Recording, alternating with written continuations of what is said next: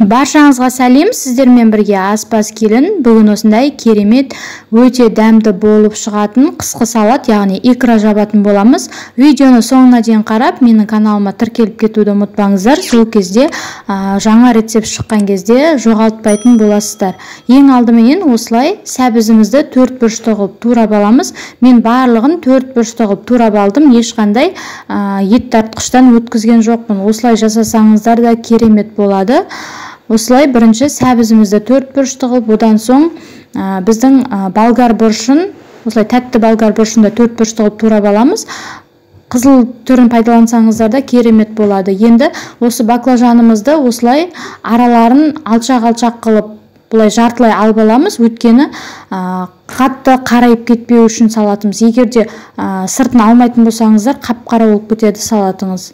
Енді осылай помидорымызды осылай 4 бұрышты сәл ірілеу қылып турап аламыз, өйткені бәрібір езіліп кетеді.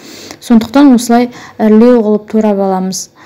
Енді сұйық майымызды құямыз, мөлшерлерін төменге қалдырып кетемін. Осы менің жауған банкымнен 10 литр, яғни икра шығады, 1 литрліктен 10 банк шығады. Осылай жақсылап сәбізімізді бірінші қуырып аламыз. Содан соң үстіне біздің болгар бұрышымызды саламыз. Осылай жақсылап араластырып, жақсылап қуырылғанша саламыз. Содан соң баклажанымызды саламыз. Қазір бұл баклажанымыз басылып, төмен түседі. Мінекей, енді дәміне қарай өздеріңіз тұздарын, қара бұрыш, қызыл бұрыштарын саласыздар, ұнтақ бұрыштарды. Енді помидорымызды да саламыз.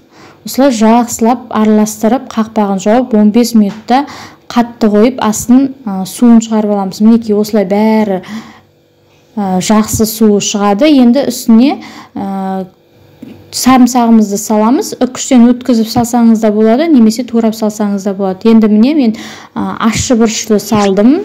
6 штук салдым ащы бұрыштан. Осылай жақсылап дайын болып қалды менде. Енді банкілерімізді міндетті түрде водяной баняға қойып аламыз, яғни парлап аламыз.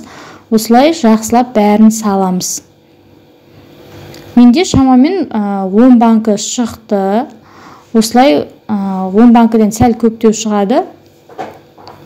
Осылай жауып аласыздар. Мөлшерлерін төменге тастап кетемін бәрінің. Осылай мінекей қақпағымызды да қайнатып алуды ұмытпаңыздар. Содан соң осылай банкі жабатын закрывалкаменен жауып тастайсыздар.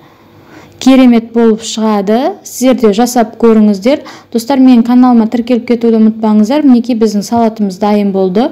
Өте дәмді болып шығады. Қыстың күндері салқын кезде керемет кетеді. Видеоны соңына дейін қарағандарыңызға рахмет. Каналыма тіркеліп кетуді ұмытпаңыздар. Сіздерге ас болсын.